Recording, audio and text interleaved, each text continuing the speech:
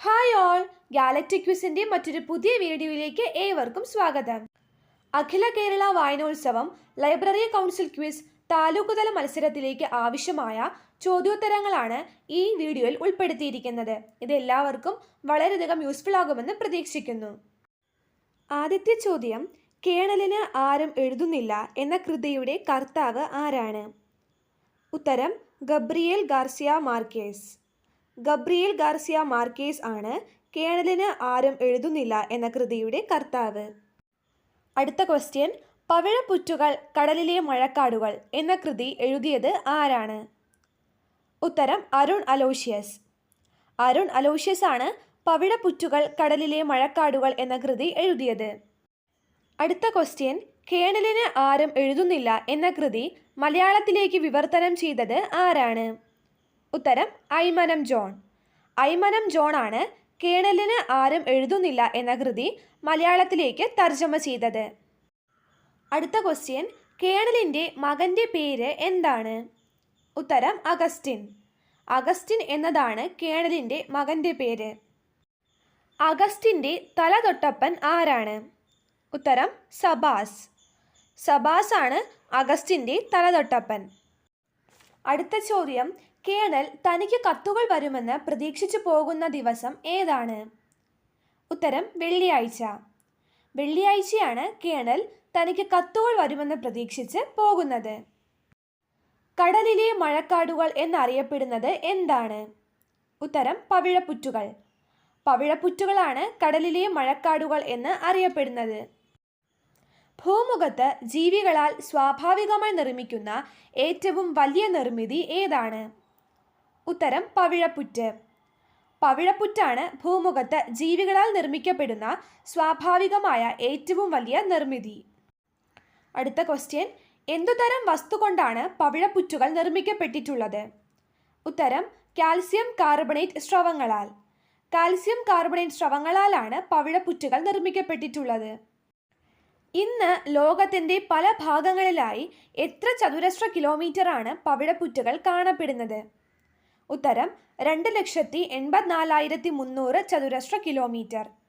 2,84,300 ചതുരശ്ര കിലോമീറ്റർ ആണ് ഇന്ന് ലോകത്തിൻ്റെ പല ഭാഗങ്ങളിലായി കാണപ്പെടുന്ന പവിഴപ്പുറ്റുകളുടെ നീളം.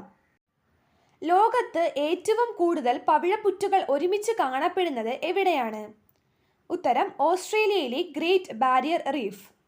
ഓസ്ട്രേലിയയിലെ ഗ്രേറ്റ് ബാരിയർ റീഫിലാണ് ലോകത്ത് ഏറ്റവും കൂടുതൽ പവിഴപ്പുറ്റുകൾ ഒരുമിച്ച് കാണപ്പെടുന്നത്.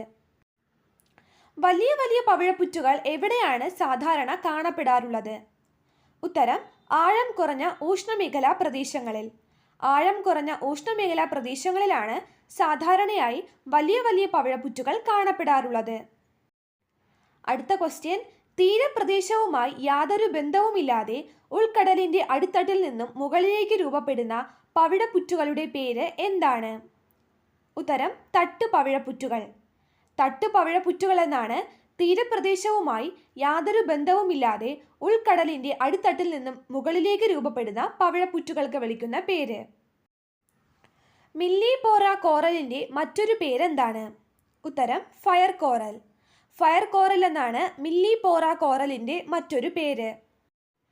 പനമരത്തിൻ്റെ രൂപസാദൃശ്യമുള്ള പവിഴപ്പുറ്റുകൾ ഏവ? ഉത്തരം ഗ്രാമ്പൂ പവിഴങ്ങൾ.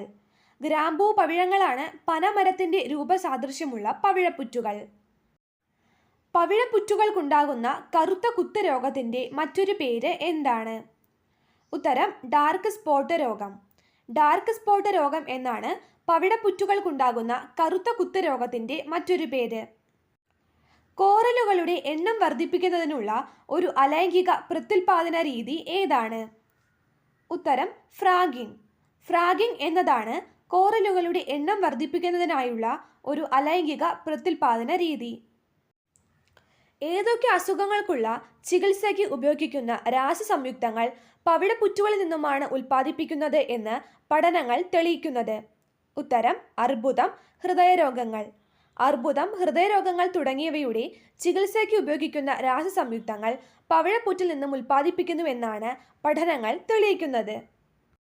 അടുത്ത ക്വസ്റ്റ്യൻ, 2001 വന്യജീവി സംരക്ഷണ നിയമത്തിലെ ഭേദഗതി പ്രകാരം ഏതെല്ലാം ജീവികളെയാണ് സംരക്ഷണ പരിധിയിൽ ഉൾപ്പെടുത്തിയത്? ഉത്തരം തരുണാസ്ഥി മത്സ്യങ്ങൾ, പവിഴങ്ങൾ, മൊളസ്കുകൾ. തരുണാസ്ഥി മത്സ്യങ്ങൾ, പവിഴങ്ങൾ, മൊളസ്കുകൾ തുടങ്ങിയവയാണ് 2001 വന്യജീവി സംരക്ഷണ നിയമത്തിലെ ഭേദഗതി പ്രകാരം സംരക്ഷണ പരിധിയിൽ ഉൾപ്പെടുത്തിയത്. ഇന്ത്യയിലെ വന്യജീവികളുടെയും സമുദ്രജീവികളുടെയും സംരക്ഷണവുമായി ബന്ധപ്പെട്ട പ്രാഥമിക നിയമം നിലവിൽ വന്നത് എന്നാണ്? ഉത്തരം 1972 വന്യജീവി സംരക്ഷണ നിയമം.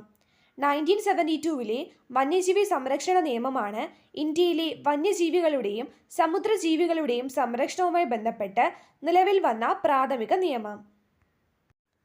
അടുത്ത ക്വസ്റ്റ്യൻ, കേരളത്തിലെ ഏത് ജില്ലയിലാണ് പവിഴപ്പുറ്റുകൾ കാണപ്പെടുന്നത്? ഉത്തരം തിരുവനന്തപുരം ജില്ലയിലെ തുമ്പ, വിഴിഞ്ഞം, അടിമലത്തുറ എന്നീ പ്രദേശങ്ങളിൽ. തിരുവനന്തപുരം ജില്ലയിലെ തുമ്പ, വിഴിഞ്ഞം, അടിമലത്തുറ എന്നീ പ്രദേശങ്ങളിൽ പവിഴപ്പുറ്റുകൾ കാണപ്പെടാറുണ്ട്. Thank you for watching this video. Please like, share and subscribe.